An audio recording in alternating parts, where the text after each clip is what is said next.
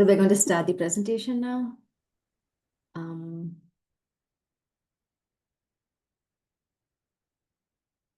First of all, I would like to welcome everyone to the Prostate Cancer Awareness Month Seminar Series. So welcome to the 6 Stories event. This is the voices which are shaping the prostate cancer community. Today, we'll be hearing from patients, a caregiver perspective, and members of the underrepresented groups, which includes the Black community and the LGBTQ+ communities, as well as the perspective from that of a support group leader. Each story is going to be quite personal, yet together, it's going to remind us that prostate cancer is more than just a diagnosis. It's a journey which touches families, friendships, and entire communities. By sharing these experiences, our speakers are not only going to give us an insight, but also the strength, hope, and a renewed appreciation for the people who support this community in countless ways. I'm going to start off this presentation with Phil. So Phil is the nationwide active surveillance support group facilitator, and he joined the man-to-man peer support group in Toronto, which has now grown into the Prostate Cancer Support Toronto. I'm going to let him now take this platform and talk about his journey and experience. Phil, it's all yours now. Phil, I think you're muted. Thanks. Okay. My active surveillance journey began with an elevated PSA of 4.2 in November 2006. I was 62 years old, and my GP felt that a consult with a urologist was warranted. Given my knowledge of prostate cancer at the time, I didn't argue, but I did delay seeing a urologist until early the following year. My eldest daughter was pregnant at the time with our first grandchild, and on the off chance that a biopsy would disclose cancer, I didn't want anything to interfere with what was going to be a really happy occasion. And by the way, my grandson, Ben, was born on January 23rd, 2007. So I underwent my first prostate biopsy in March 2007, a 6-core biopsy, which I guess was a standard systematic biopsy at the time. And the surgical pathology came back approximately 1 month later with a small malignancy, Gleason 3+3, approximately 5% of the core, in one core discovered in the right apex. For whatever reason, I really wasn't particularly surprised. My maternal grandfather had passed away in his late 80s of metastatic prostate cancer in the early 60s, when unfortunately prostate cancer was discovered, and by that time it was too late to do anything about it. My father also died of prostate cancer in much the same way in 2002, discovered too late. When I first met with my urologist to discuss the diagnosis, we discussed possible treatments, and he referred me to Sunnybrook to meet with a radiation oncologist, which I did in late April 2007. Again, my knowledge of prostate cancer was exceedingly small, and I recall that my main concern at the time was knowing whether the cancer had spread. So I wanted to do whatever tests were available to find that out.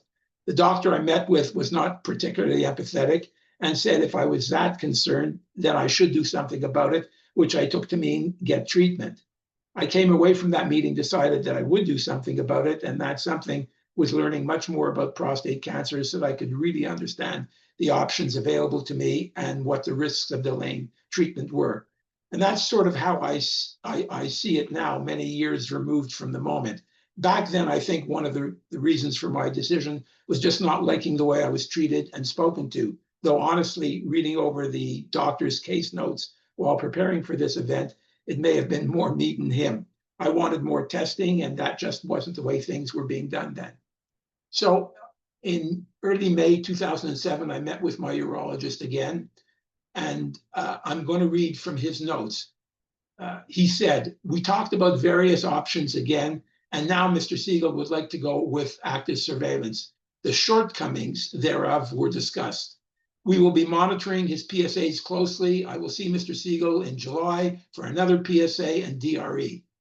We will arrange for a biopsy within a year to 18 months. The shortcomings and risks and potential of the cancer going potentially curable to incurable were discussed." So let's focus on the word shortcomings for now. That was 2007. Today, I don't think those words would be appropriate for anyone with the type of Gleason grade group 1 diagnosis I was diagnosed with. One of the first things I did when I received my diagnosis was get in touch with friends I trusted, and through them learned about the Toronto Man-to-Man Prostate Support Group. I went to one of the meetings which were held at the Canadian Cancer Society's building on Holly Street in Midtown Toronto. I really enjoyed the meeting. I was greeted warmly and got to tell my story to the assembled group. More importantly was the fact that no judgments about what I was going to do were made. Also, it was really comforting to see all the men, many of whom had undergone treatment and appeared to be living what seemed to me to be a normal existence. I decided then that I would continue attending meetings in order to get more educated, and I've been involved ever since. I also attended my first prostate cancer conference in 2007, held at the Harbour Castle Hilton, and was exposed to a number of presentations by leading prostate cancer docs. The presentations were straightforward and the medical jargon was relatively understandable. This conference only encouraged me to get more involved and learn even more about prostate cancer. My confirmatory biopsy was done in August 2008, about 18 months after the initial biopsy, and this time it was a 10-core biopsy. The surgical pathology report showed that all the tissue examined was benign, that is, a negative biopsy. And this certainly helped me confirm my decision to stay on active surveillance. And another biopsy, my third, was about 3.5 years later in May 2011. And this was another 10-core biopsy. The surgical pathology report was the same as the one in 2008, another negative biopsy, which again reinforced my decision. At that time, I'd been regularly involved with the Toronto support group and was invited to join the board as treasurer. This was also about the same time as the Toronto group changed its name to PCCN Toronto and really firmed up its involvement with Prostate Cancer Canada's network of prostate cancer peer support groups. By the time of my fourth biopsy in 2015, I had retired in early January of that year. So now prostate cancer support and awareness sort of became my full-time retirement project. Nothing really changed since I was probably as active in prostate cancer world as ever, but it just made the involvement a lot easier since work was no longer an issue. My fourth biopsy in August 2015 was about 4 years from the third, and I told my urologist that I didn't want to do another biopsy without having an MRI first. MRI fusion-guided biopsies were beginning to be talked about, and since my two previous systematic biopsies had both come back negative, my feeling was if I was going to do another biopsy, then I'd prefer to be poked in areas where suspicious lesions, if any, were found. My urologist felt the MRI was unnecessary, but I insisted, and so he arranged for the MRI to be done at Princess Margaret.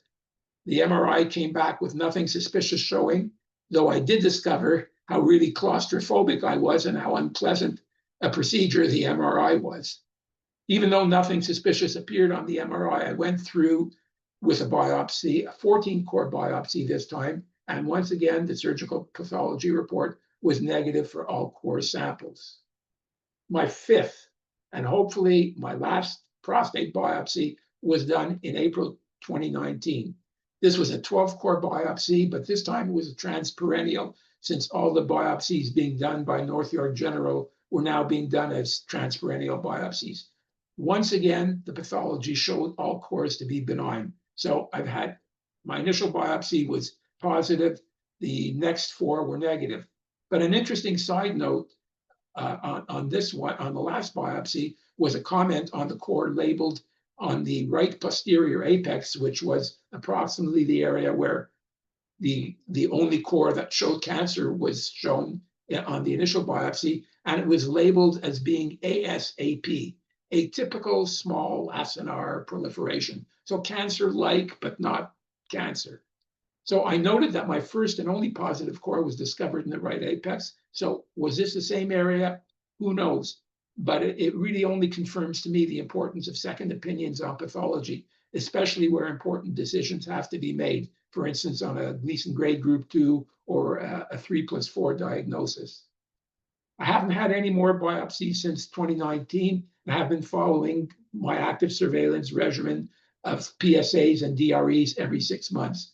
My urologist wanted to do another biopsy in 2022, but I demurred and instead did a micro ultrasound instead of an MRI. This reported as a Primus 2, which is equivalent to a PIRAD 2 score. And I repeated this again in December 24 with a similar result. So, I realize that I've been very, very fortunate in my active surveillance regime. My lifestyle hasn't really changed since my initial diagnosis. I've always been active physically throughout university and beyond. I was a runner and finished a couple of marathons, and I'm still an active gym participant and skier. If I've made any changes to my diet, it was only to be a lot more careful about eating red meat. Other than that, I've tried to follow a pattern of moderation in my diet. So I don't really deny myself a whole lot, but when I indulge, I try to practice some degree of moderation. I'm a firm, strong believer in prostate cancer support. I really enjoy being a prostate cancer volunteer, and I find that it helps me in my journey and provides me with a great deal of satisfaction.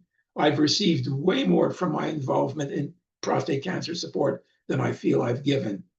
Thankfully, PCFBC, when it was then PCFBC, felt it necessary to step in when Prostate Cancer Canada folded into the Canadian Cancer Society. And the PCFC network of support groups and the work they do has really expanded support across Canada.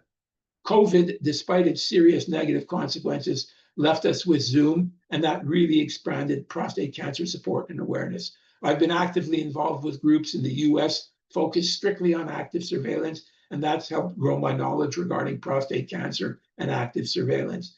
In addition, I've met a group of active surveillance advocates who are working hard to expand active surveillance knowledge so that men with a diagnosis that is appropriate to active surveillance can avoid treatment until necessary, if ever.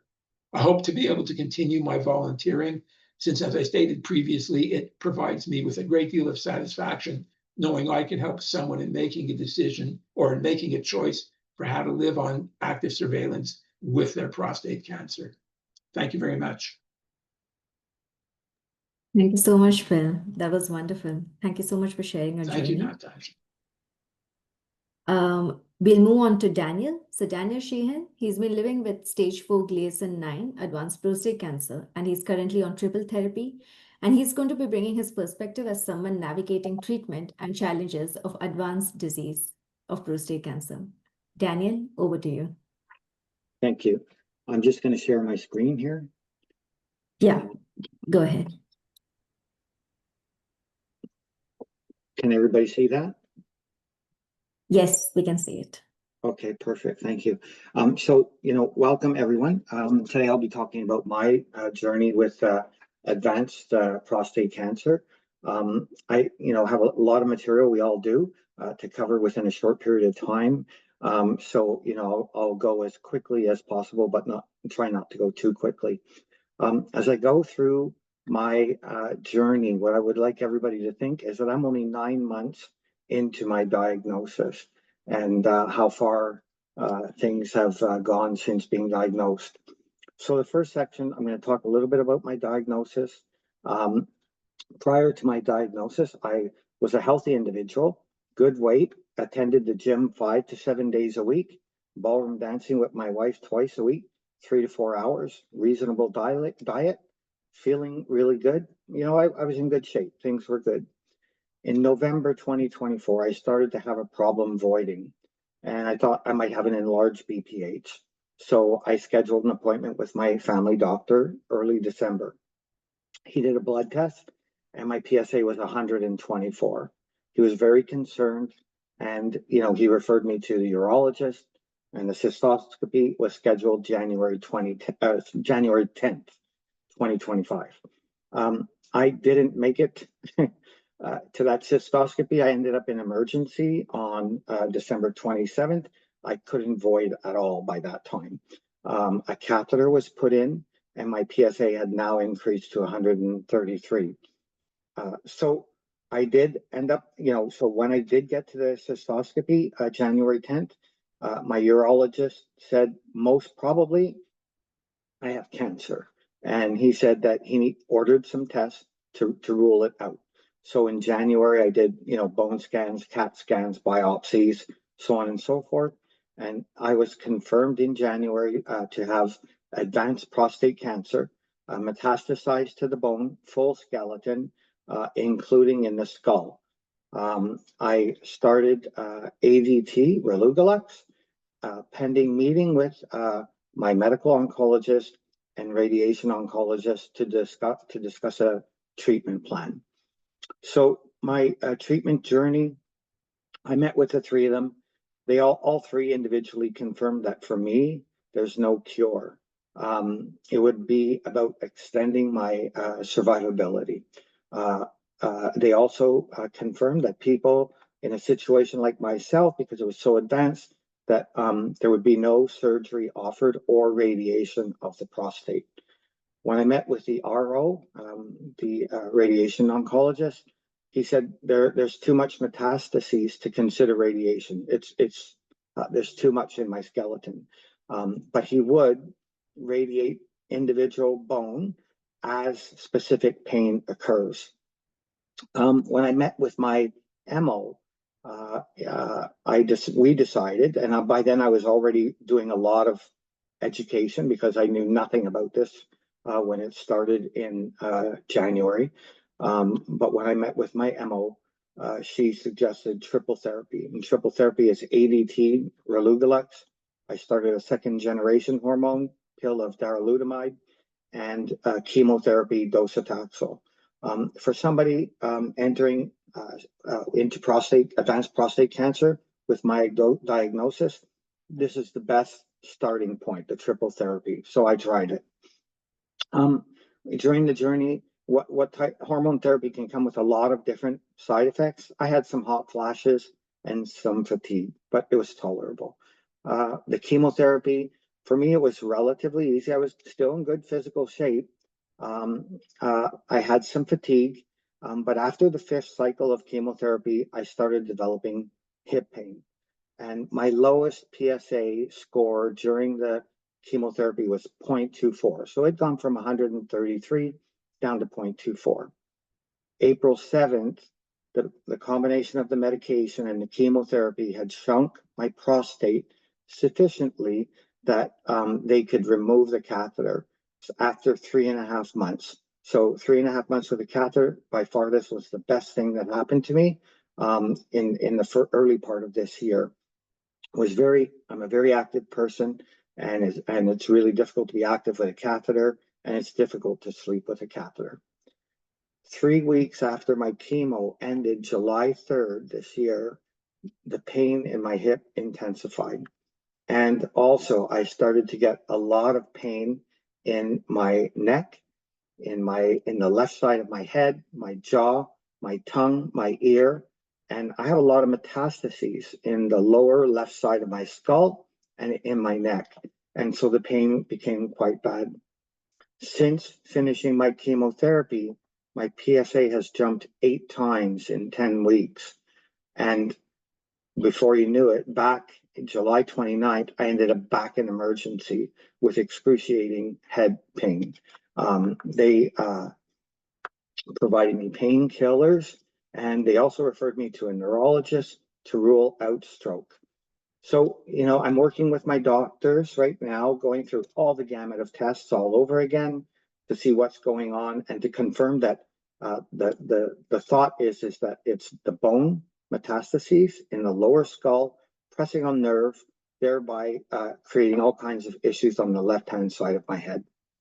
So I met with my MO on Friday, and we developed a micro plan and a macro plan. And the micro plan is to deal with the head and neck pain immediately, and so go ahead with radiation. And so I will be. I've already met with the RO once, but I'll be confirming that. Let's proceed with that. But the macro plan is the rest of the body, which that if it's spreading quickly after chemo, it's not just doing the neck and the head. My cancer with the bone scans and everything has shown it's everywhere. And so the macro plan is how do we deal with the rest? Because it's surely spreading there too. And so I will meet with my MO again in 3 weeks. And if my PSA continues to rise, in the manner that it has in the last few weeks, I'll be looking at more systemic treatment immediately.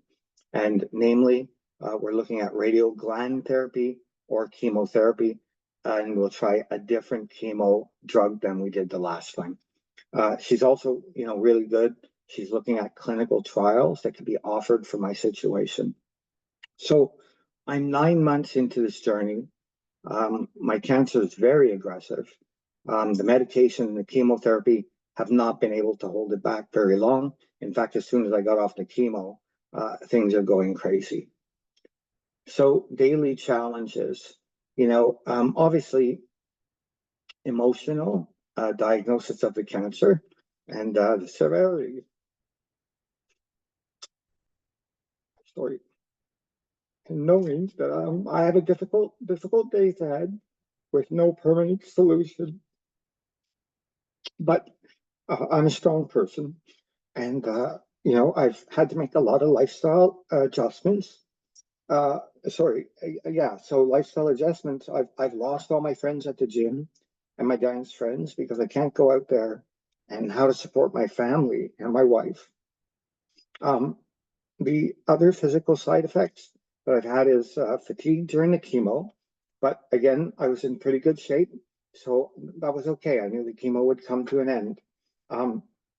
And my head pain, headaches have been debilitating. So that I'm an active person and it's really hard for me to cope, and so I have to deal with that.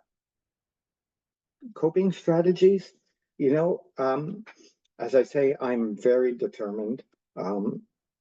Education has been critical for someone like myself, and working very hard with my doctors to seek a solution. How do I manage stress? I maintain hope. I've implemented a lot of lifestyle changes. Exercise is critical for someone with advanced prostate cancer. Diet, church, meditation, sleep, whatever works to get through the day, you got to work on it. Support systems, my family and friends have been amazing. So much kindness from all of them, balanced by who not to tell. Because, I have a lot of friends, particularly in the gym and my dance club, my neighbors, and so on and so forth. And everybody means well, but it can also be overwhelming to receive all this information from people. So that's been difficult. But certainly the family and friends that I've spoken to have been just absolutely fantastic. My doctors have also been really, really good. And finally, other support systems that have been critical for me have been 2 advanced prostate support groups that I participate in. Chat lines like Health Unlocked, which is a world chat line for many illnesses, including advanced prostate cancer. Really, really good. Canadian Cancer Society, PCFC, and I rely a lot on the Prostate Cancer Research Institute in California. Any information that can support me in my journey, I employ it. So barriers, difficulty in accessing care. 9 months into this, 4 of those 9 months for me have been diagnostic testing or waiting for the testing. And 5 of the months have been actual treatment, which when you finally get the treatment, it is good. But the time to get tests and to receive diagnosis is very long and plays a lot on the mind. The other barrier is you learn immediately that all of a sudden you've got this very advanced cancer and you've got a very steep learning curve. You have to gather as much information as possible. And so where do you go for it? And so that is a barrier. There are some things that sort of kick-started for me, like Canadian Cancer Society, PCFC, but a lot of it I found was just left up to the individual. Doctors don't have a time to do a lot of work with that, and so a lot of it was my own research. So advice for others, what would I say for someone newly diagnosed or living with advanced prostate cancer? I guess number 1, don't panic, be positive. Optimistic to yourself and others, and people can't believe how positive I am. through this journey and how I manage. Educate, educate, educate. I can't say everybody enough. Everybody's got to really learn about their situation and take control of it. Be your own patient advocate. Don't just depend on doctors. They will work with you if you know your stuff. And doctors that won't work with you, change the doctor.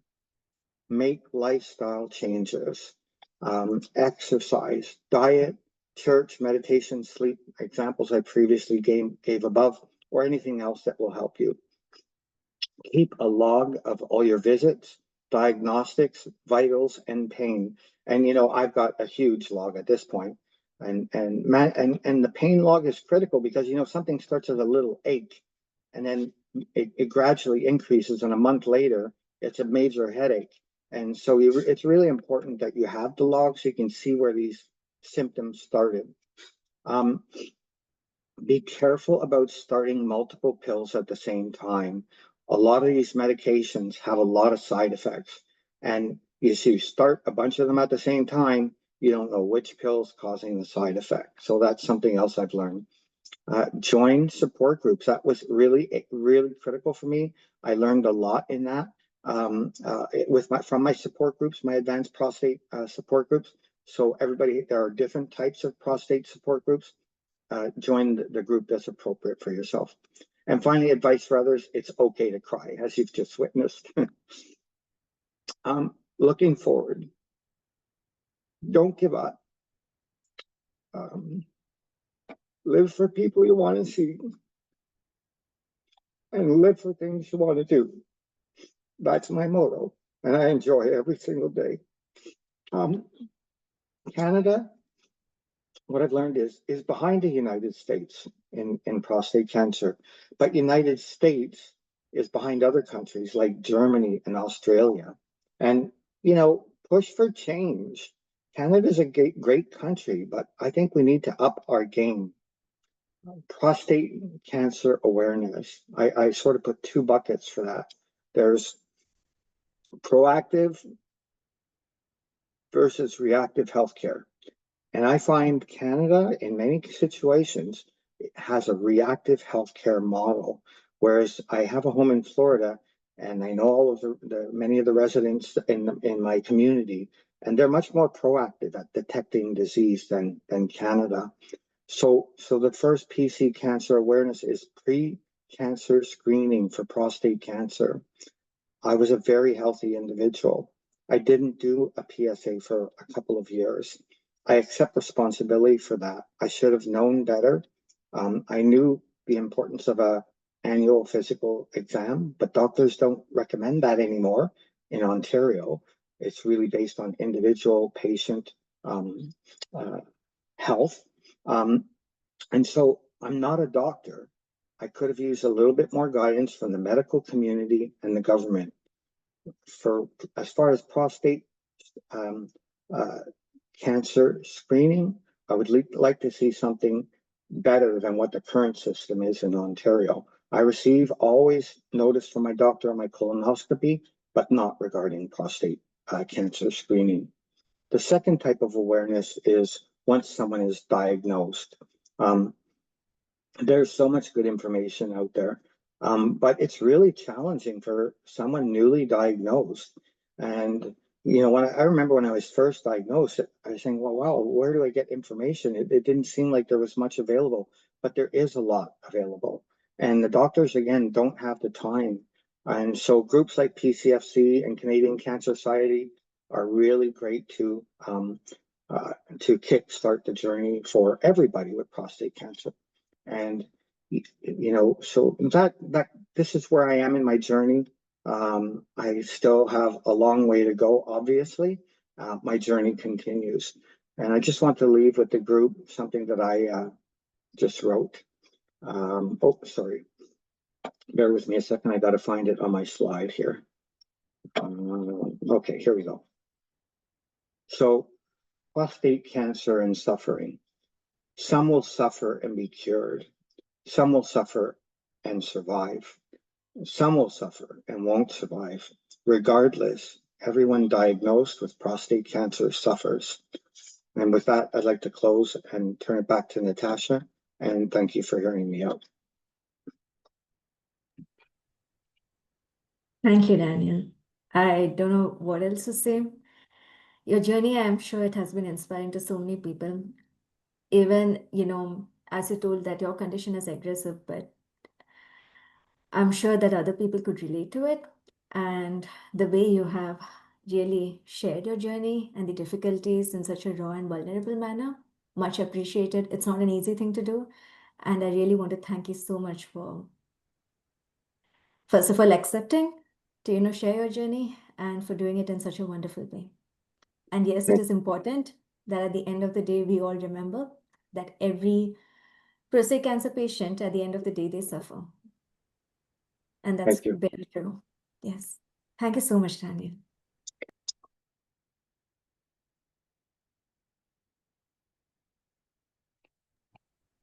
We'll now move on to Laurie. Laurie is, she's on the screen and she's going to be with Boyd. Boyd is a partner. So prostate cancer is often also known as a couple's disease because it impacts not only the patient, but also their partner and the entire family. Laurie over here is going to share her journey as a caregiver and the importance of support for loved ones. Can you I'll be sharing this. the I'll be screen? sharing. Yeah.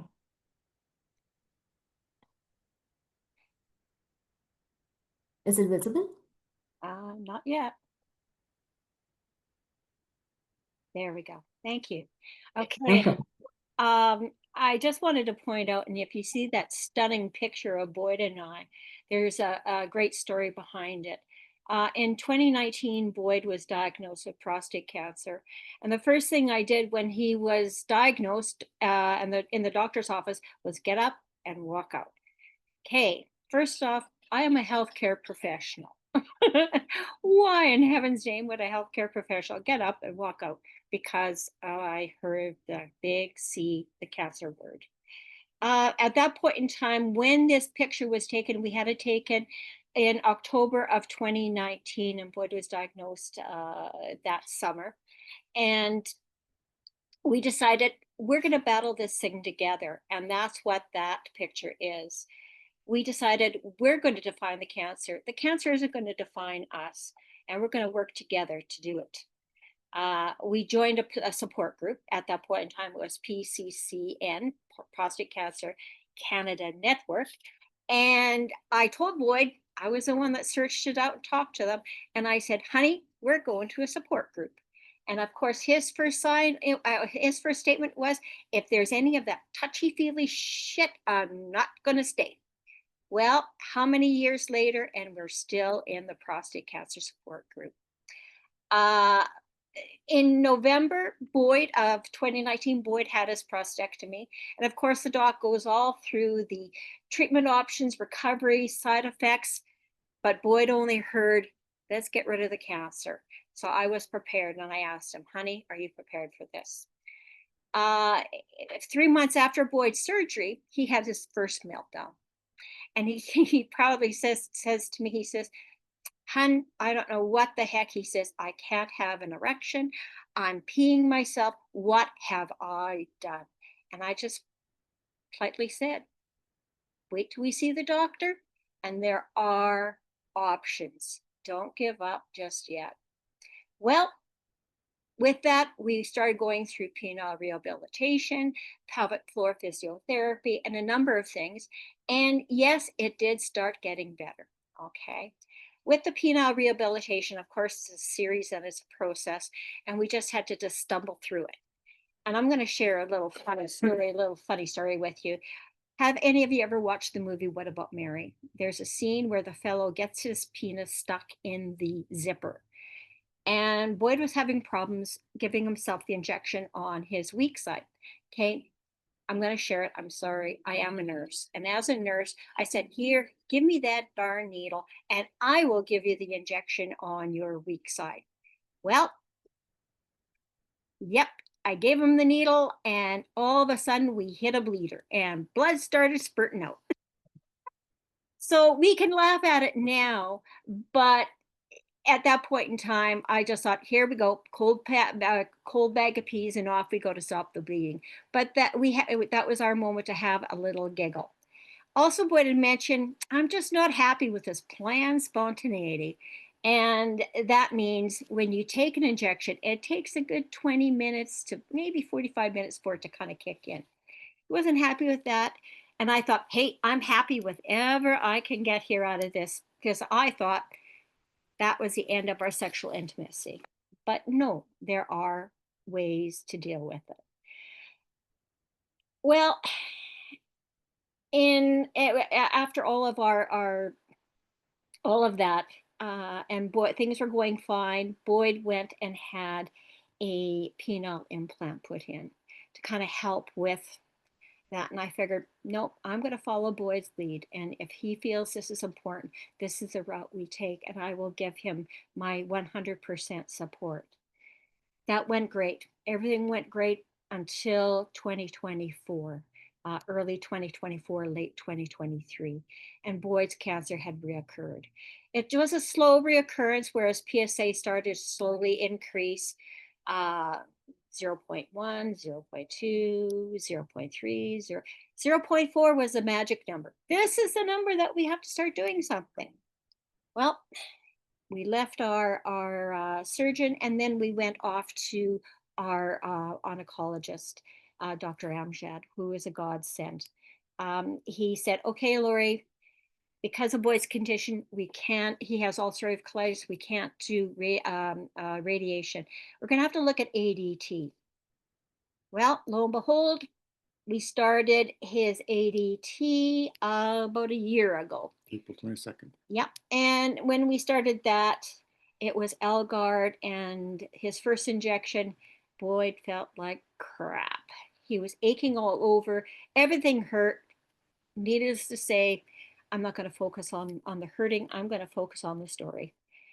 Again, I said, nope, okay, I'm going to follow your lead, hon. I'm going to, whatever's within my control.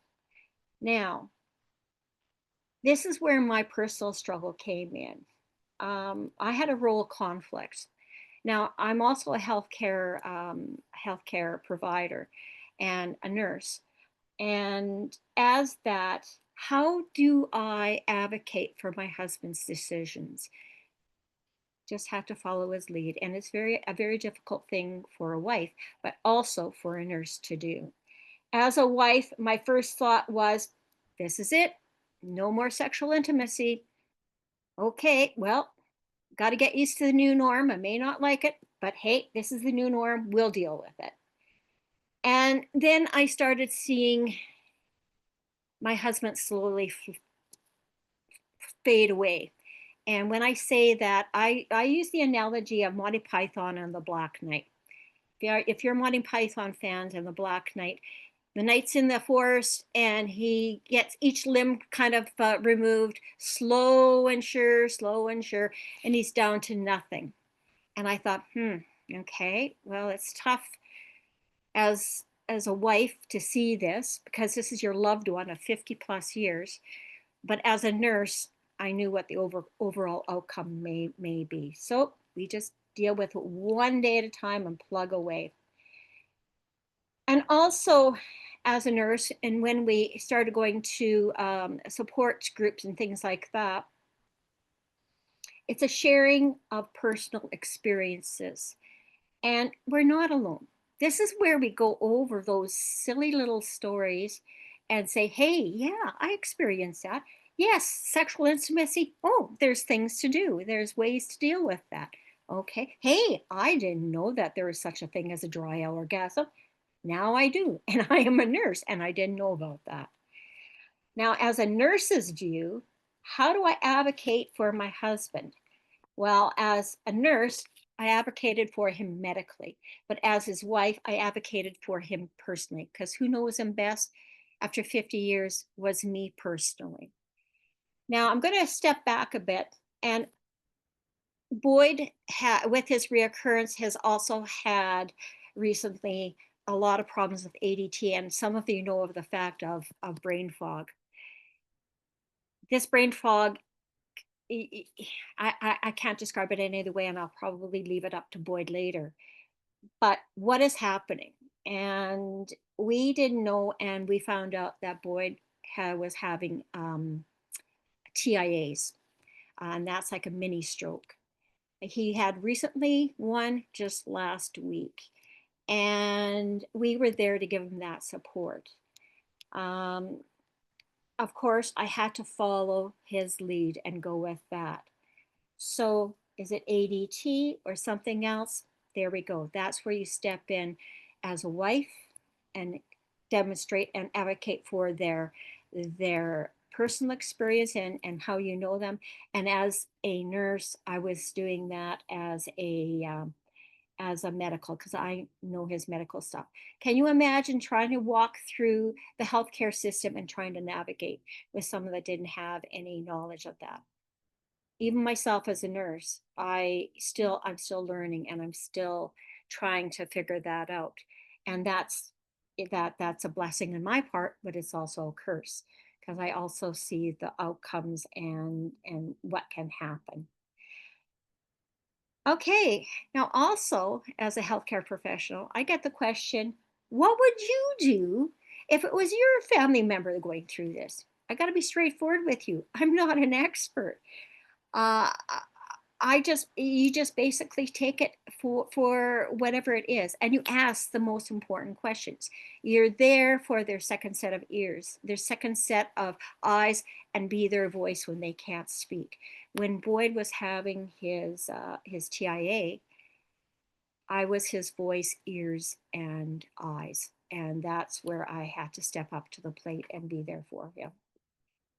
Also, when we were in groups and support groups, I've heard the statement that, well, you shouldn't bring your medical knowledge into group.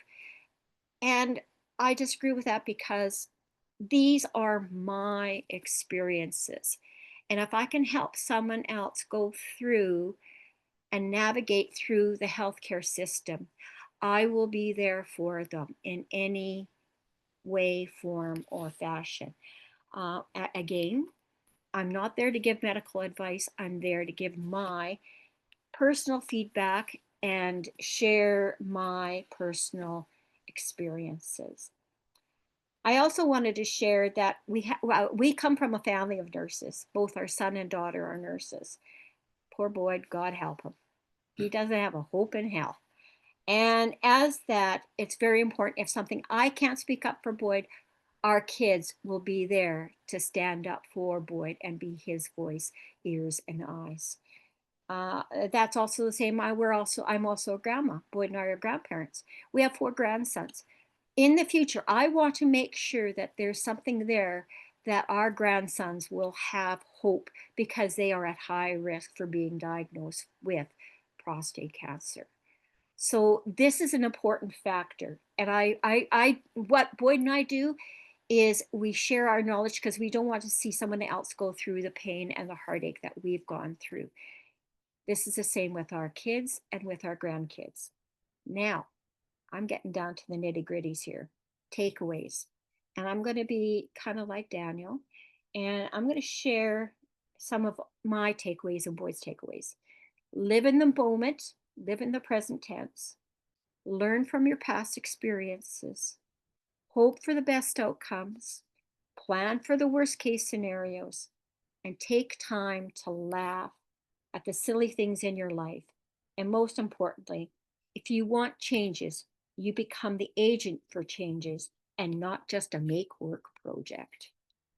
Hopefully, I've touched everything that I wanted to. And if there is or isn't, we've got time for questions after. Thank you very much. Thank you. Hey, Laurie. Not often do we get a chance to, listen, apart from the patient, what a family goes through, especially in situations like prostate cancer. Any health condition in general, it does not just affect the patient, but it affects the whole family, the partner, the caregiver of that patient. And it's very important that these perspectives, they are spoken about and they are shared, because there are a lot of people who can relate to it. So thank you for sharing that experience. We'll be moving on to Wayne Carter. So Wayne is a member of the LGBTQ plus community and also a member of the LGBTQ plus prostate cancer nationwide support group. And he has underwent a radical prostatectomy last year. So he's going to share his lived experience and unique perspective. Wayne, over to you. Thank you, Natasha. Can you hear me? Great. Yes, I can hear you. Hi, everyone. Right off the bat, thank you all for sharing so far. Thank you for listening to what I'm about to say. You know, this it certainly is an adventure. And I'm based in Halifax, just so you know that. I'm currently 63 years old. I turned 63 in April. My sort of adventure began with the fact, look, I'm going to say something really great about the medical system. I have an incredibly good family doctor. I've had him for 12 years now, and he fortunately always ticked the box for a PSA test. Whenever I went in for my annual physical, which I schedule myself. I don't wait for him to schedule it. So he contacted me in February of 23, and he said, look, I checked your PSA and it seems like it's gone up a little bit, and it was at 2. And he said, I think what I'm going to do is give you a requisition form. Why don't you go back in 3 months and let's check it again and see what happens. So I went back in May, and the report came back. My doctor called me and he said, oh, your PSA has gone to 7. He said, so I think we probably should maybe get you in to see a urologist. So I thought, okay, fine. So I ended up getting the urologist appointment for July. And to be quite frank, I was already starting to be sort of a bit concerned, because that seemed like, from what I started to read about, seemed like it was a fairly quick increase. So when I met with the urologist, you know, he did the digital exam and whatnot, and he said, your prostate appears to be completely normal. I was not experiencing any symptoms of any kind to suggest that I might have prostate cancer. He said, I'm going to schedule you for a biopsy, which ended up happening in September. So again, you know, it began February 23. In September of 23, I had a 12-core biopsy. And by this time, I was really starting to think that perhaps something was up. You know, the urologist had asked me, you know, do you have any prostate cancer in your family history? And as I said to him, you know, unfortunately, I'm 63, and the majority of men in sort of the generation ahead of me, namely my dad and my aunts and my uncles and cousins, if they did have prostate cancer, they may not have known it. If they were diagnosed with it, the chances are they didn't talk about it. So I really, you know, I'm in this sort of generation where I don't really know if there was any in my family. I said, so I can't really speak to, you know, whether or not there's any potential there. So we did the biopsy. I was brought in for another appointment in October. And as I said, by this time I had already suspected maybe something was up. So I did a lot of research between my biopsy and the follow-up appointment, quite frankly, with the assumption that I may be diagnosed with prostate cancer. I'm sort of one of those people.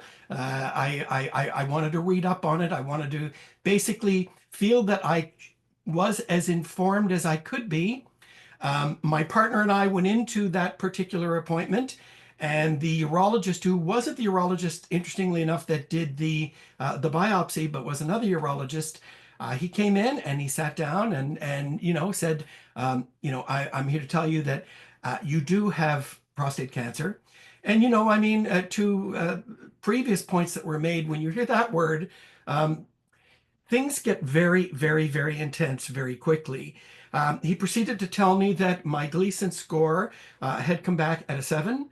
It was a 3+4, which in his words was the better one, which, you know, I didn't really understand at that point exactly what that meant. But he also told me that it was quite treatable, gave me some statistics about, you know, the survivability rate and the treatable rate and all those sorts of things. And also told me that I had the option of a prostatectomy, or I could go into radiation treatment. And he offered to make an appointment with an oncologist at that time. But as I mentioned, I had sort of already done my research, and I figured that if surgery was an option, surgery was the direction I was going to go in. I knew what the potential side effects would be, and I was already sort of starting to deal with those. But in that particular meeting with the doctor, I told him then, no, I want to move forward with prostatectomy. That's the direction I wish to go in. He immediately left the office and came back and said, I'm going to get you on the list. So we will be in touch. That was in October.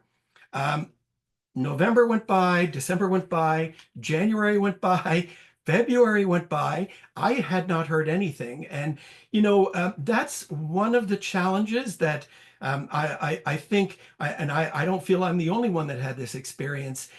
You're sort of sent on your way to basically marinate in what you've been told, but you're not given a lot of assistance to where you can go to get more answers, who you could potentially talk to. In January, I don't know, I to this day still don't remember how I came across it.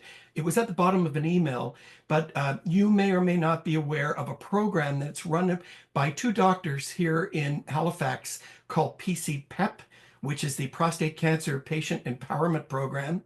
I saw it at the bottom of an email, and again, this was January. I was still waiting for a surgery date, and I thought, I'm going to look into this. So I went on their website, I filled in my name. They contacted me back very shortly and said, you know, so what's your situation? I described it to them. They said, well, you know, you're certainly a candidate for this program if you wish to sign up for it. I thought, you know what? I feel like this could probably be a good thing for me. So I began the PCPEP program in February. For those of you who maybe are not aware what it is, it's sort of an all-encompassing 6-month program that is given free, but you sign up, and you sign up basically to do a weekly survey, but you also sign up to be a part of sort of a whole array of different offerings that the program has. And I'll sort of dive back into this program in a little bit. So this was February. I started the program. One of the things the program does for you is you get an email every morning, 7 days a week, from the two doctors. And they basically, it's a video message that can be anywhere from 5 to 8 or 9 minutes long. They talk about everything from diet to the disease itself to things like meditation, exercise, all sorts of very, very valuable things, which turned out to be incredibly valuable for me. One of the other things that the program did, or would allow you to do, is if you choose to, you could sign up to have a buddy. And that basically means they would partner you up with someone who is at a different stage potentially of the program, but that person would become your ongoing buddy that you would have, you know, conversations with, phone conversations, Zoom conversations. I elected to do that and ask specifically if I could have somebody who identified as gay be my buddy, because I thought it was probably important for a number of reasons, and that proved to be very true. They set me up with a gentleman who, quite frankly, became the single biggest blessing and asset to me throughout my entire adventure for the next 6 months. And look, we continue to talk on an ongoing basis. Interestingly enough, he had already had surgery, or sorry, he was about to have surgery in early March. So this was February. I was looking at still waiting for a date, so I didn't really know when. So he went through his surgery, and at the same time, I was his buddy, so I was basically talking to him on an ongoing basis. I started to lose my cool a little bit because I hadn't heard anything. So, you know, advocate for yourself, advocate for yourself. I contacted my urologist office and I said, look, it's been 5 months. I was told 6 months at the most. I don't even have a surgery date. I really need to hear from someone. I really need some direction here. I was referred to another urologist who was newer and didn't have as busy a calendar per se. Interestingly enough, I met with her and, I said, so what if I go to Montreal or Toronto? Will the surgery happen faster? She said, unfortunately, I just transferred from Montreal. It won't happen any faster there. I said, so what can I do? She said, look, I'm going to put you on the sort of the escalated list. And let's see what happens. I left her office that afternoon. Her office called me and said they had a cancellation and would I be interested in having the surgery the following week? I immediately said yes. So I ended up having surgery on April the 23rd. Again, I had benefited from my pal who had really set me up. I can't say enough about it. He had even sent me photographs of the incisions. He had given me so much insight into the catheter experience, which if you're having surgery, it's 2 weeks of a very, very, very miserable catheter. And I'm sure, others have had just maybe even worse experiences with it. But quite frankly, of the entire surgery experience, the catheter for me was the absolute worst part of it. I was very glad to have it gone, but I was also quite prepared for what the potential side effects were going to be after my surgery. That became something that I was quite focused on. Some of these things, I apologize if they're a little graphic, but I feel it's very important to mention them and to talk about them. I think as men, and I can only speak as a man, we are conditioned throughout our lives to put unfair and potentially worrisome emphasis on our abilities to have erections, our abilities to have orgasms. I was not prepared for the potential onslaught of stress and grief that I was going to have, knowing that when I had my prostate removed, I was no longer going to ejaculate. I knew that potentially the orgasm would still be a thing, but I knew that the ejaculation experience, which quite frankly, throughout my entire life has always been a part of that, was something that I was no longer going to experience. And leading up to my operation, for I would say 2 to 3 weeks before, I became quite, I don't want to say depressed, but let's just say I was very aware that every potential orgasm I had was going to be potentially the last ejaculation I ever had. There was a grief that came in with that I can only say after my surgery magnified. It became even greater. So I got through the surgery. As I said, the catheter proved to be the worst aspect of the surgery. On the day that the catheter was removed, I spoke to my urologist and said, so I need to think about next steps. We talked about, erectile function. I should also circle back. I had read about and listened to several different conversations about pumps. So I actually invested in the VacuRect medical grade pump, which I did back in February when I was first getting ready to get ready for potential surgery. I thought, along with everything else that I'm going to be faced with, I really don't think I need to be dealing with how to work this pump. So I thought I'm going to get it early and I'm going to figure out how to work while my gear is still working. and quite frankly, I was very happy I did that because, when my surgery was over, I said to my urologist, when can I start using my pump again? And she said, look, it's been 2 weeks. I would say, you should start using it as soon as you can, not overuse it, but you should probably start using it. And we're going to put you on 5 milligrams of Cialis daily. Cialis, unfortunately, is not covered by medical plans. even if it is something that has been prescribed to you. I have a very good medical coverage, but unfortunately I have to pay for Cialis pills.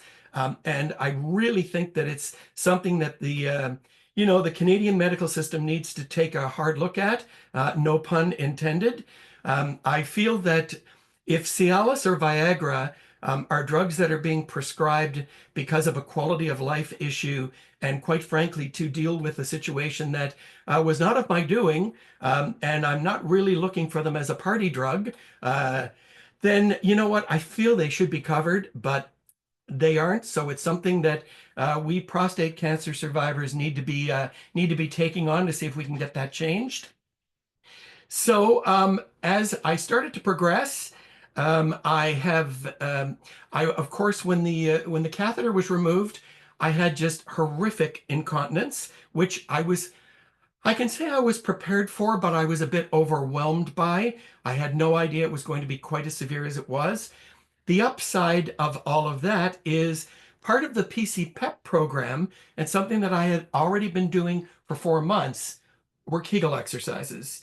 The PCPEP program basically has you doing Kegels 3 times a day for 10 minutes, so 30 minutes of Kegel exercises, and they train you to do them the proper way, starting lying down, going to sitting up, going to standing up, doing them in all sorts of different ways.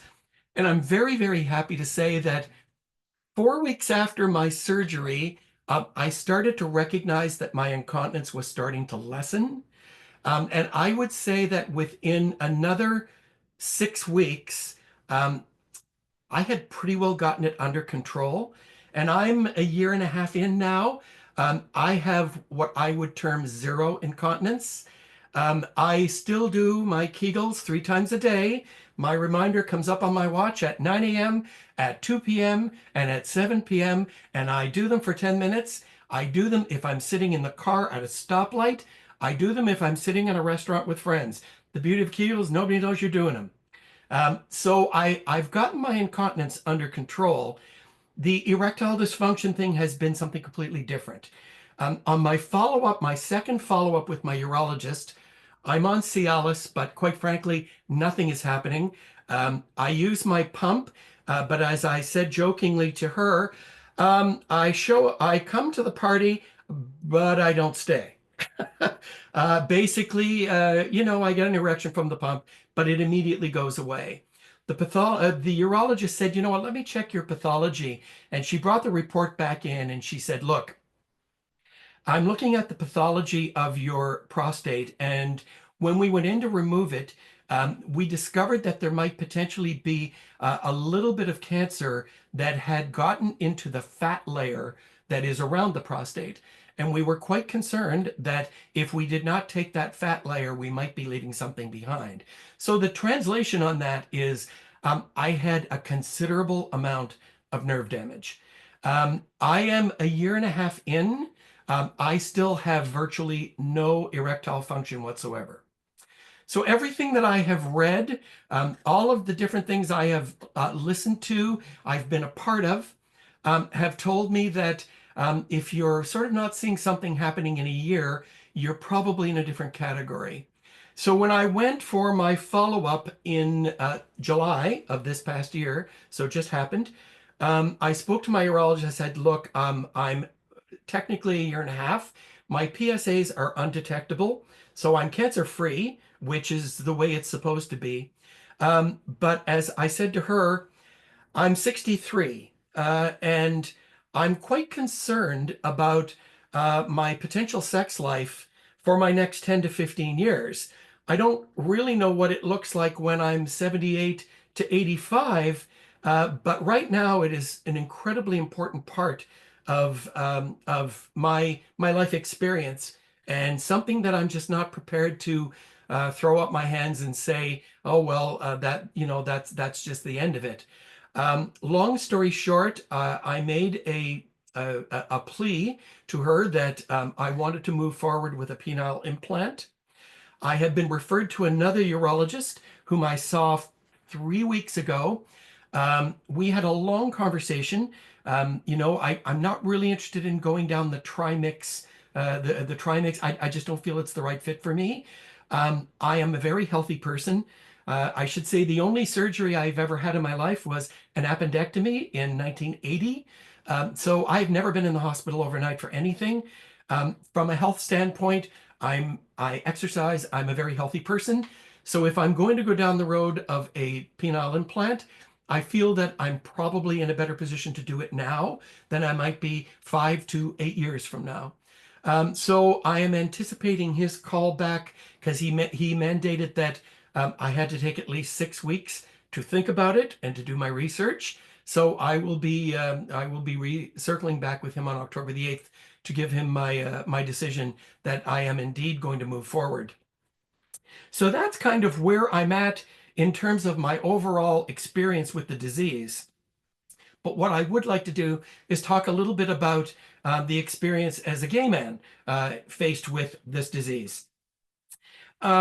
There is generally, and to echo what someone else already said, there's almost a horrific lack of awareness of prostate cancer in general. The one thing I've certainly learned over the years is men, a lot of men, I won't say all men, a lot of men have a bit of a hang up with they're behind for all sorts of reasons. And I think that factors in quite dramatically to the sort of reluctance to think or even address prostate cancer. It's believed, of course, that it's an older man's disease. It's an over 50 disease or over 40 if you have some history in your family. I think a lot of the gay community does not really think about a lot of things about over 40. You sort of have to be a part of the community to get a sense of that. But young gay men and older gay men are very, very different candidates. And I think there needs to be a very conscious sort of decision to try and raise awareness for younger gay men as it relates to prostate cancer and becoming aware and making sure that you are getting your PSA checked because it really doesn't exist. I mean, to the point that one of the things that everybody just sort of thinks about when they think of, the whole gay experience is a gay pride. And yet when you go to gay pride parades, there's usually not a lot of awareness of prostate cancer whatsoever. There are other diseases that are being sort of shown, but there's not a lot of talk about prostate cancer. I should say, and again, everyone's perspective and everyone's experience is very different. Mine is different from another way in that I was married to a woman. I was with my wife for 37 years. My wife passed away a decade ago. And after that, I became involved with a man, and I now identify as part of the gay community. I'm a bit of a unique proposition in that way, in that I experienced a lot of my life looking through what I will call a heteronormative lens. I did not see things from a gay perspective. I saw them from a straight or bisexual man, but I was not a bisexual. I was a straight man, happily married to a woman. The whole representation question, which is something that people talk about a lot now, the representation question is something that when you are an identifying heterosexual person, representation is not something that ever becomes a fact of life. Heteronormative is the norm. It is the way most people are represented. And so when you start looking beyond that label, for lack of a better term, things start to become a little more, what's the word? A little more incendiary, because you start to see things from a different perspective. And I'm going to put this into a very simple one. I'm doing a lot of research right now on penile implants, only because that's something I'm looking at doing. And again, advocating for yourself is the most important thing. I watched several videos yesterday on this particular penile implant that I'm probably going to have. All of these videos, they were beautifully produced. They showed all sorts of couples in all sorts of kind of caring ways and hugging each other and helping each other. But there was not one photo of a gay couple. Prostate cancer is a men's disease.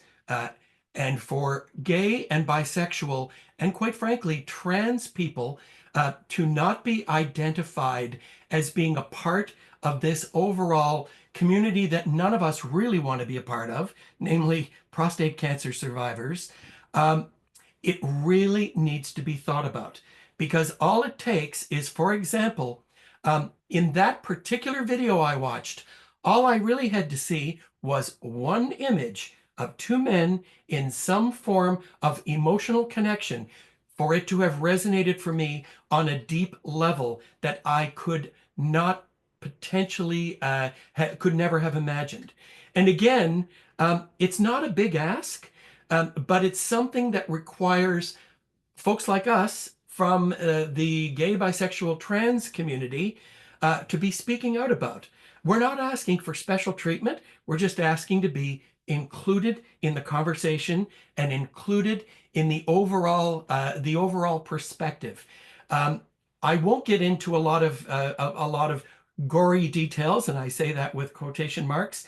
The gay sex experience is potentially, some of it is similar, but some of it, interestingly enough, is not. And some of the aspects of the what I will call the side effects of not only the prostatectomy, but radiation potentially down the road, because, you know, one of the things I learned very early on when I was doing my research was if you have a prostatectomy, you get the side effects brought to you like room service. They show up the minute that your prostate's gone. But interestingly enough, if you choose radiation or other types of treatments, you're potentially going to be dealing with these same side effects, only they may be further down the road. So we're all dealing with something similar. However, the immediate side effects on the gay male experience are dramatic. And as I said, I will leave it for you to sort of imagine, if you will, the gay sex experience. But from someone who has had both experiences, I can assure you that erectile dysfunction is an even more dramatic challenge for the gay sex experience than it is for the heterosexual sex experience. I just feel it's important to say that. If someone is watching this video going down the road, which hopefully they will be, it is important that people recognize those very specifics about our experience. I don't really have a whole lot more to say. Again, it's lack of awareness overall. Gosh, people need to advocate for themselves. In Canada, we have a great medical system that, you know, that benefit for us. I had surgery. I will have a penile implant. I won't be riddled with hospital bills that will force me into bankruptcy. We have a great medical system, but it does have its challenges. Our doctors are overworked. Our specialists are overworked. We have to advocate for ourselves. We have to do our research. We have to make sure that we have our decisions made, that we're not, you know, some of the people I've been on Zoom calls with, the biggest, most horrifying thing about it is how confused and overwhelmed they are. And so that's why these Zoom messages and these conversations are so important, is to help people not be overwhelmed, to be able to talk to other people who've gone through these experiences. And again, I go back, the PCPEP program, it truly was the best thing that could have happened to me in this overall adventure. It was a game changer. And I am very, very fortunate that I have a partner that I adore and that adores me. And he has been so incredibly supportive because Lori and Boyd, as you both spoke, this is something that if you are in a partnership, your partner goes through with you. I feel very fortunate that I've been able to have my partner go along with this. Hopefully I'm not over my 15 minutes. I generally don't have a shortage of things to say. I hope I was coherent. I'm open to questions anybody might want to ask. And I feel honored and humbled to have been asked to speak today. Thank you all for listening. And I truly appreciate and send my heart out to all of you and wish you all the best. Thank you, Wayne. Thank you so much for sharing your experience. I really wanted to get a perspective from a LGBTQ plus community, and you delivered it absolutely amazing based upon your story, your experience, and your journey. Thank you for also bringing up the PCPEP program. I have been in touch with Gabriella and Rob since I think May of this year because I had to get in touch with them for some other project, and they are absolutely amazing. And Dr. Rob Rutledge is going to be presenting on September 23rd, and his focus is going to be on prostate cancer and diet. And I just can't wait for his presentation. I've heard so many amazing things about the PCPEP program, and thank you so much for bringing that to attention in this particular meeting. We'll move ahead with Anthony. So Anthony is the president of the Walnut Foundation, and he's going to speak about his experience as a Black man with prostate cancer. In the Black community, prostate cancer is prevalent because of the BRCA gene, and he's going to highlight the higher risk and the need for better outcomes in underrepresented communities like the Black community. Anthony, the floor is all yours.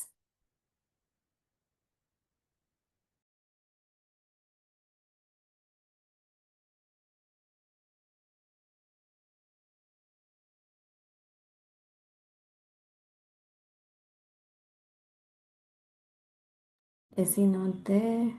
Anthony? Can you hear me? Mute. Sorry. No problem. Yeah. So just want to thank everybody for sharing their story, their perspectives. It's so important to come together like this and to share our stories, all for the betterment of better health outcomes in the Black community. So I am of African Jamaican ancestry. I was born in Jamaica and I came to Canada at 15. Jamaica is very multicultural. It is predominantly African due to the slave trade. But there are also significant Chinese, Indian, and European ethnicities. This is important because prostate cancer is not as prevalent in the non-African Jamaican settlers, which is still a mystery for researchers. Since we eat the same foods, breathe the same air, and enjoy the same sunshine. Personally, I have a significant family history of prostate cancer. My dad was diagnosed at 64, a late-stage diagnosis. His cancer had escaped the prostate and metastasized. That is spread to other parts of the body. He died at 68. My dad had a family doctor who he saw regularly. He was a compliant patient. He had medical coverage through his work and through our universal healthcare system, and yet his cancer was not caught until late. You might ask, how was this possible? My father's GP did not believe in the PSA blood test as a diagnostic tool. In his view, the PSA test meant nothing because he had very active patients with high PSA readings, and they were fine. Thank you. My father's ancestry did not factor into his thinking. His remark to me was that the PSA test was too expensive at $15 at the time. Of course, I did not know what this expensive test was all about. But for those in Ontario, Canada, the PSA test is still not covered, and the cost is about $40. The outcome for us was Dad died at 68 from prostate cancer, and that was a big wake-up call for us as a family.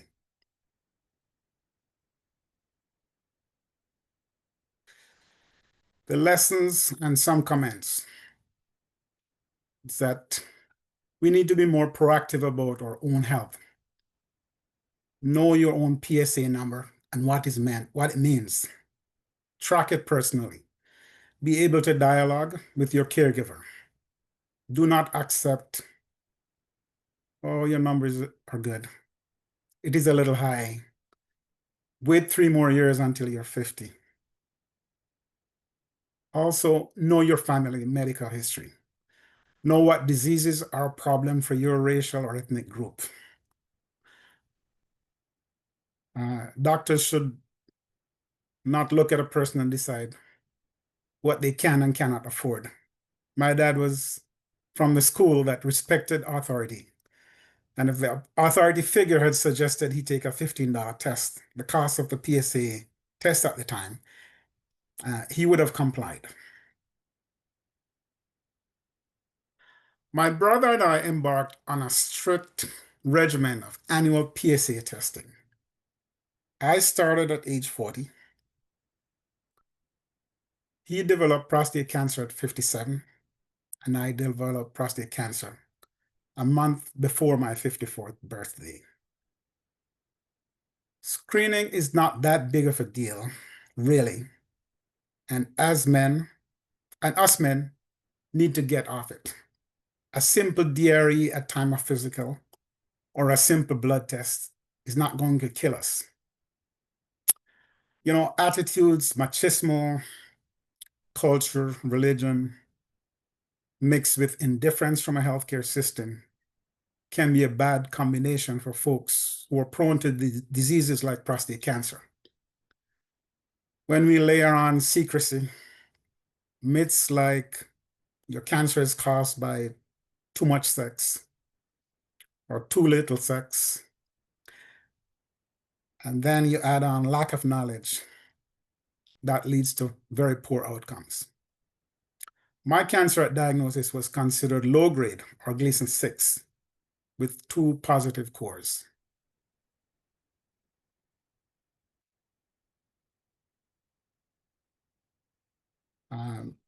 I elected active surveillance as my treatment option, and I remained on that protocol for 9.5 years.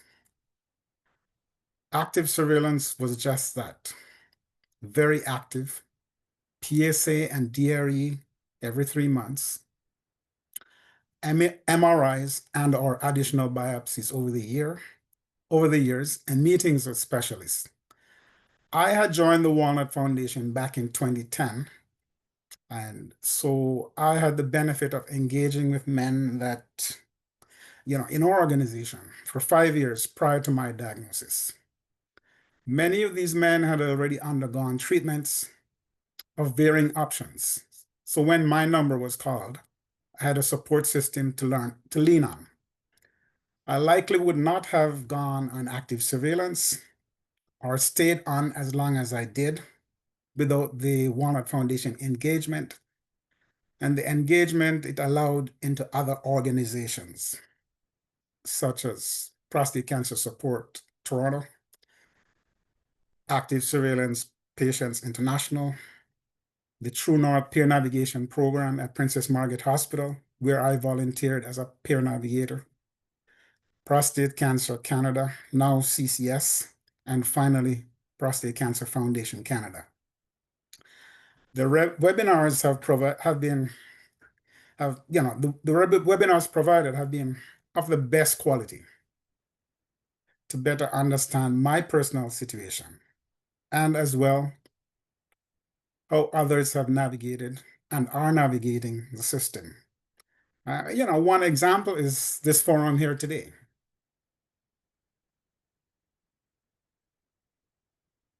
The other reason that made active surveillance attractive to me was that I was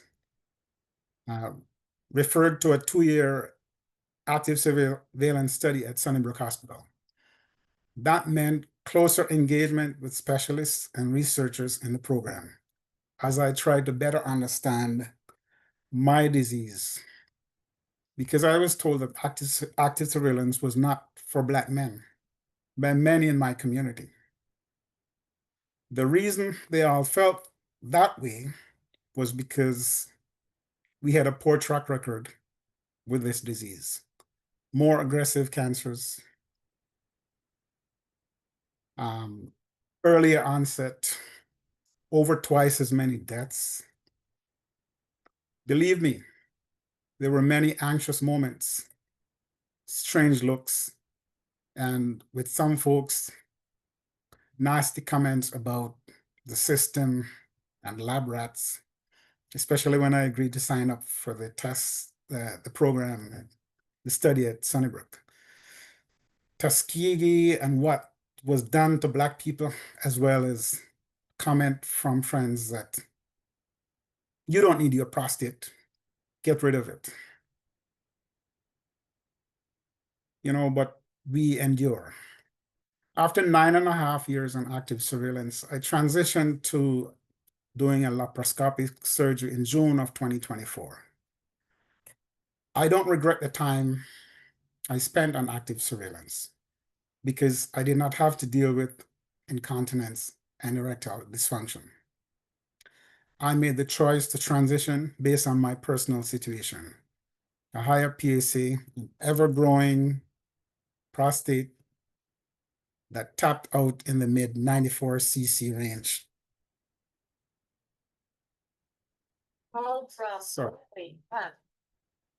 Sorry about that.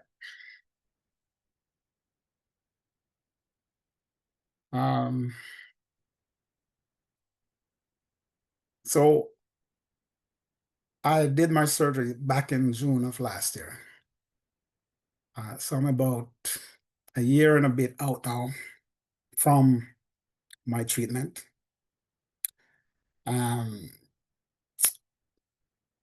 You know, I'm mending at a reasonable pace, I think. And, you know, I'm feeling energized though by the work that I do through the Walnut Foundation. You know, the work that we do to help families, to provide support to them, engage with community, help to advocate for the men that call in to the Walnut Foundation.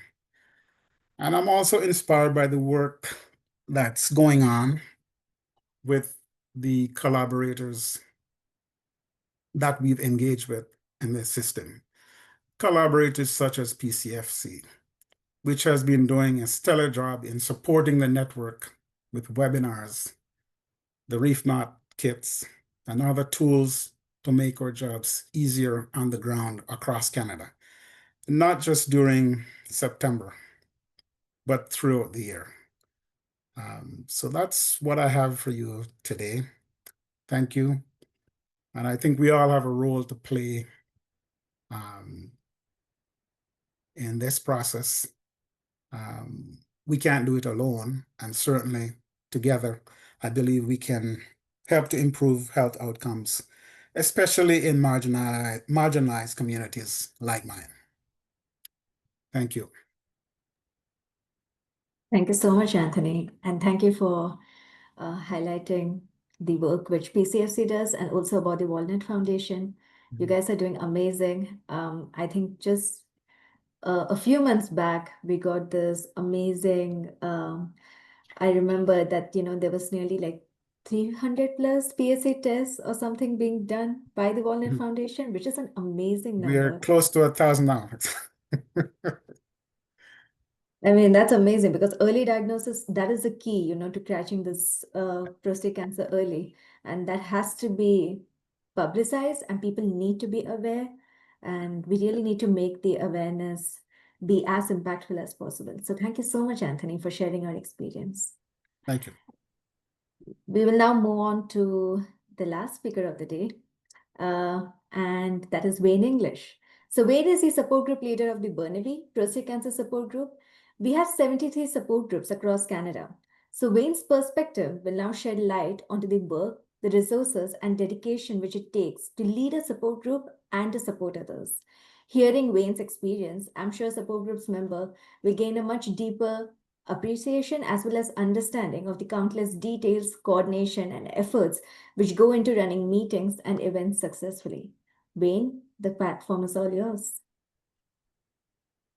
Thank you, Natasha, and thank you everyone for attending today. And so good afternoon. My name is Wayne English. I'm the leader of the Burnaby Prostate Cancer Support Group here in British Columbia. I'd like to say it's an honor to be asked to represent the support groups across Canada. So I'm here today to share a part of my life story with you.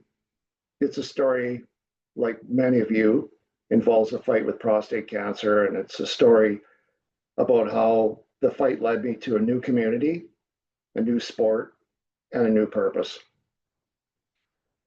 So my journey began in 2013 when I was diagnosed with prostate cancer. Mine was kind of a unusual way to diagnose my prostate cancer. We had moved from Abbotsford, British Columbia to Burnaby, and I lost my doctor, and my pleading for my wife for 12 years didn't really do any good. I never bothered getting checkups. Why should I? I'm a guy, you know, I'm healthy. There's nothing wrong with me. So what do I need to see a doctor for? Well, in 2013, I ended up on the SkyTrain platform coming home from work one day, and I started getting lightheaded. I was feeling pretty awful, and it felt like there had to be 20 monkeys in my chest trying to get out.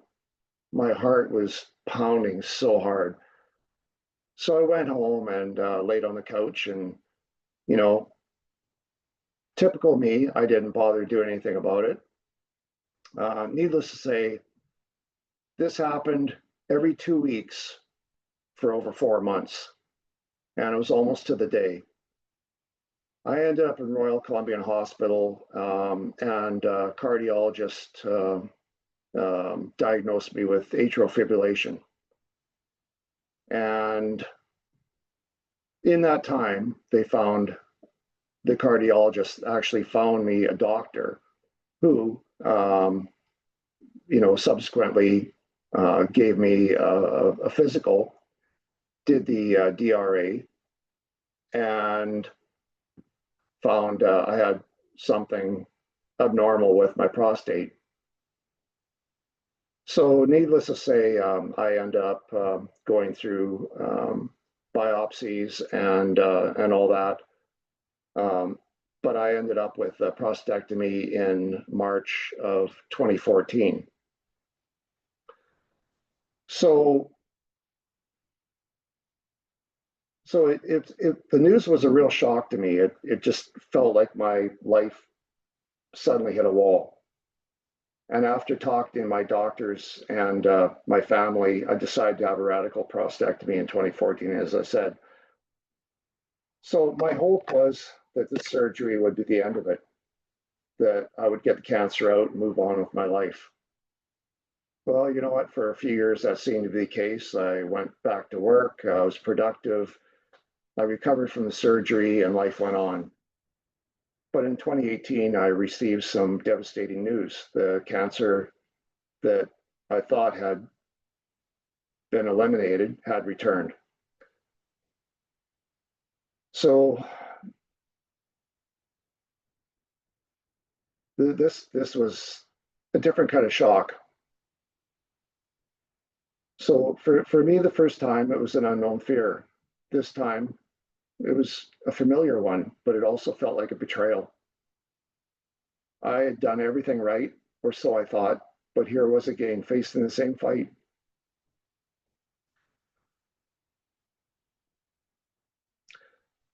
This time my treatment was different. I underwent a series of treatments: radiation therapy and ADT, or androgen deprivation therapy.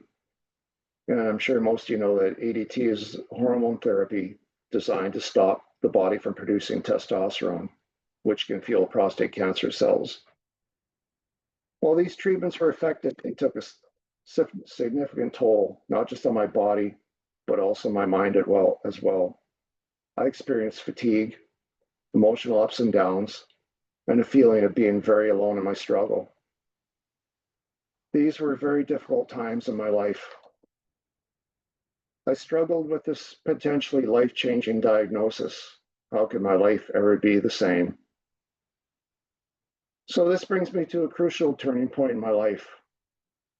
Back in 2016, a couple years before my recurrence, I joined the Burnaby Prostate Cancer Support Group. And to be honest, I was hesitant at first. I didn't see myself as the kind of person that would talk about my health struggles with a group of strangers. But I'm so very glad that I went. Being in that room with the other man who understood what I was going through was life-changing. We talked about everything: the fear of the unknown, the side effects of treatment, and the challenges of surgery. But we also talked about hope and what life looks like after a diagnosis. Many of the men in my group have had prostate cancer for over 20 years. And they still maintain positive attitudes and are living active lives. It was through this support group that I learned about the Butts in a Boat Prostate Cancer Dragon Boat team. I started paddling with them in 2017.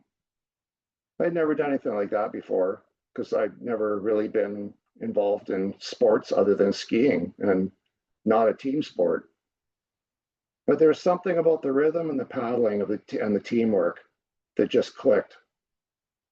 Dragon boating is a sport where every person in the boat paddles in sync. You're all focused on the same goal, moving forward together. Now, this team wasn't just about exercise.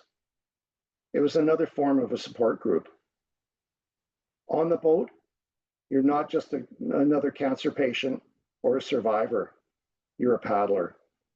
You're part of a crew.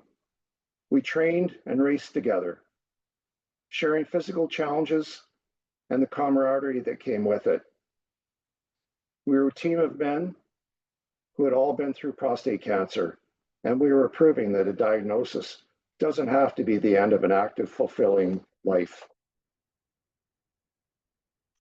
So my involvement with the team took an amazing turn in 2018. I was chosen to paddle in the Club Crew Dragon Boat World Championships in Hungary. It was an incredible experience. I was there on the world stage representing not just my team, but all men who have battled prostate cancer. To my surprise and delight, I won 2 silver medals. It was an incredible moment, and it proved to me, and hopefully to others, that you can still achieve great things after a cancer diagnosis. So my journey has truly evolved from simply fighting my own battle to helping other men fight theirs. I assumed the leadership of the Burnaby Prostate Cancer Support Group last November from Renee Anderson. Renee has been my leader and mentor since I started attending in 2016. He created a safe place for all of us to share our experiences, to ask for advice, and to ease our fears. In my group, I try to be as good a leader as Renee was, and still is today. There are others I regularly ask for help and advice. Dave Malcolm was the group leader before Renee.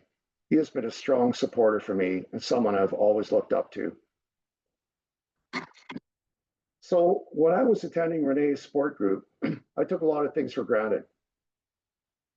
Every meeting, he was either showing a video on the screen, a guest speaker talking about nutrition, or side effects of surgery. Everything ran like clockwork. We always had a room with Wi-Fi and a projection screen. Tables and chairs were arranged for us, and somehow a gift of a bottle of wine for our guest speaker mysteriously arrived. This reminds me of a comment my niece made when she first moved away from home. She told me she was shocked when she looked in the bathroom vanity of her new apartment and there was no toilet paper in there. Strange, huh? So running a support group to me is like running a business, except the pay is poor. Everything we do costs money. The money has to come from somewhere, and it has to be managed to last for at least a year until the next fundraiser. It's at times very, very stressful. Some groups hold their meetings in free facilities. Our meetings are at city-run community center. We are responsible for the cost of the room, which seems to be increasing more than it should. And we're responsible for the liability insurance. Again, it's like running a business. Thankfully, we have a treasurer, Jimmy, who works tirelessly to keep our finances in order. Last year, he petitioned the City of Vancouver for a grant to cover the cost of the room, and he has applied for the same grant again for this year. So assuming the leadership of my group has been an eye-opener for me. I love what I do, but it's been a huge commitment. But if we can help just one man or caregiver, it's been worth it. In my support group, with the help of the foundation and word of mouth, our group is flourishing. Almost every month, we have new men and their caregivers attend to share their experiences, and we do our best to quell their fears. My role as a support group leader would be a lot harder without the help of the foundation. They've been a crucial partner for us. They provide us with a wealth of reliable information. They help us with guest speakers like doctors and nutritionists who can share the latest information on treatments and health. This adds so much value to our meetings. PCFC also helps us with the practical side of things, providing resources for our meetings and helping us reach more people who need support. Their support allows me to focus on what's most important, leading the discussion and creating a welcoming atmosphere. So my job isn't to have all the answers, and I certainly don't. My job is to be the guide. I start the conversations, make sure everyone has a chance to speak. In addition to bringing homemade chocolate chip cookies and coffee, which Natasha can vouch for that, most importantly, I listen. Now, my involvement with the support group and the Drag the Boat team is less about my own recovery and more about being there for someone else. When a new man comes in feeling scared and uncertain, I can look him in the eye and say, I know what you're going through. I've been there. I can share my story from the diagnosis and fear to the surgery and the setbacks, and even to the triumph of winning a world championship medal. My role is to be an open book. I'm here to listen, to share my experience, and to show that you can get through this. It's about letting men know they are not alone. It's about demystifying the treatments and showing them that the mental and physical challenges they're facing are normal. In our support group, I emphasize that prostate cancer is not a death sentence. As a result of my own cancer diagnosis, I have made more friends, had more victories, and experienced more in life than I would have otherwise. Most importantly, it's about showing the men in our group that life after a diagnosis can be full of new adventures and a new purpose. Thank you for your attention today. Thank you so much, Wayne.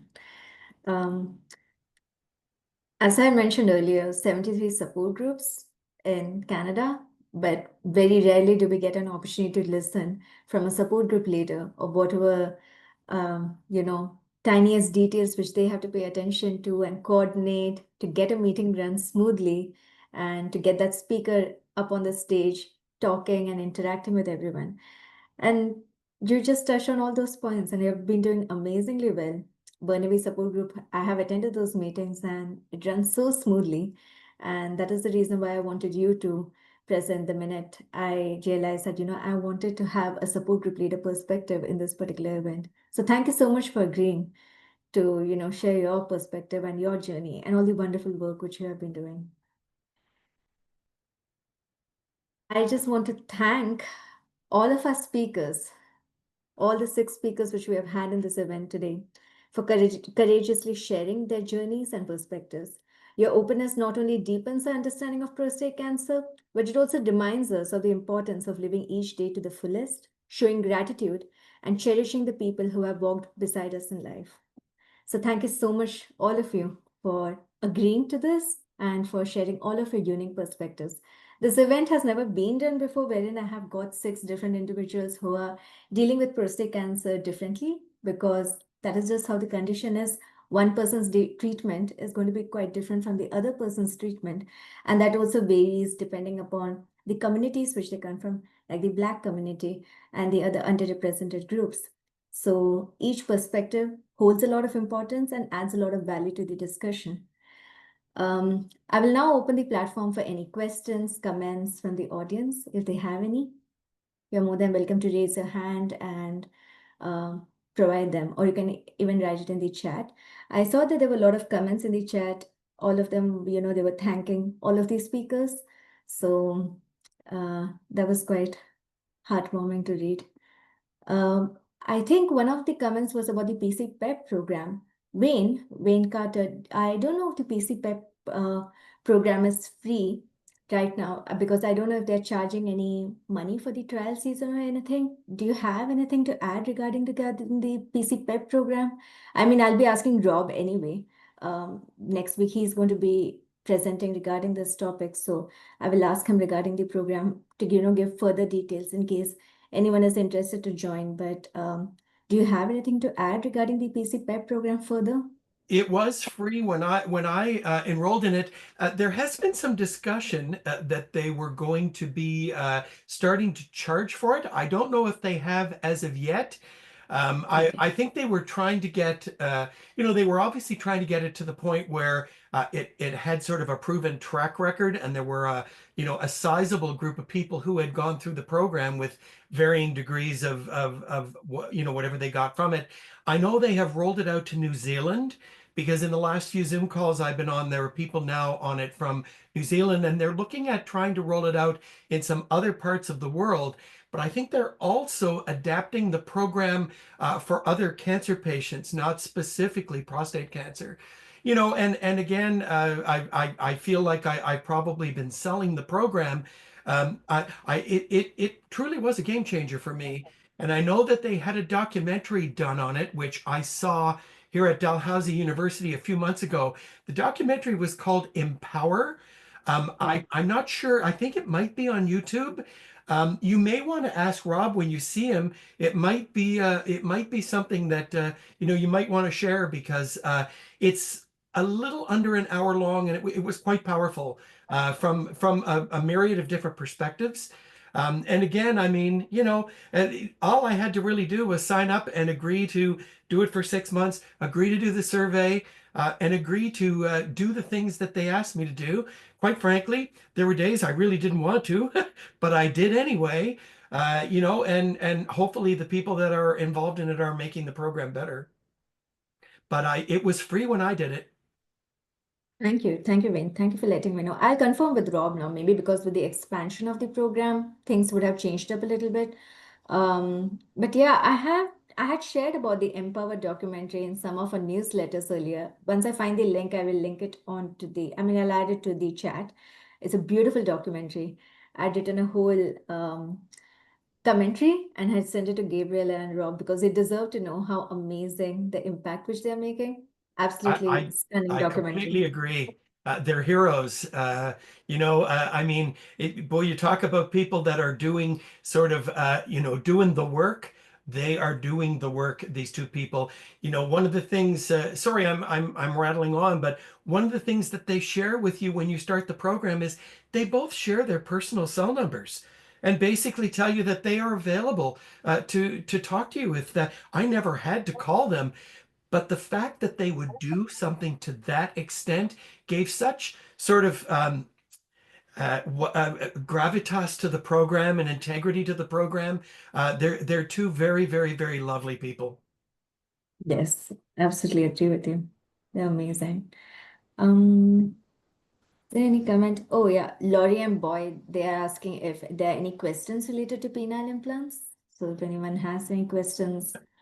Oh, I have a whole lot. I'll reach out to you. I don't want to bore everybody with my questions. You got my email there. I think I sent to you. So I saw it there. Yes, thank you. Perfect. Yeah. Yeah. And I think John has written, thank you to all the presenters for sharing their journey. Support group, self-care and self-advocacy are critical. Wishing you all strength and peace. Thank you. Is there any further questions? Anyone wants to raise their hand and ask any more questions? It's all good. This will be, uploaded to YouTube shortly. It'll be edited and, it'll be uploaded to YouTube shortly. So once I do get the link, I will be sharing with all of the speakers as well as the people who have attended this meeting. So it's going to be just a quick comment. Yes, Anthony. It's really good to know that there's all these resources out there in Canada. And it's sad really that a lot of people who are impacted don't have a clue that all these resources available right across the country. So I think we have to redouble our efforts to really do a better job of marketing ourselves, so people can know that we're there to help, because that's what we're here for, right? Thank you. A point very well raised, Anthony. We really need to do much more so that we can impact a lot of people and the word reaches a lot more people. Only then will early diagnosis will actually be useful in detecting prostate cancer early. So very true. Yeah, sure, for sure. Anyone else would like to go ahead?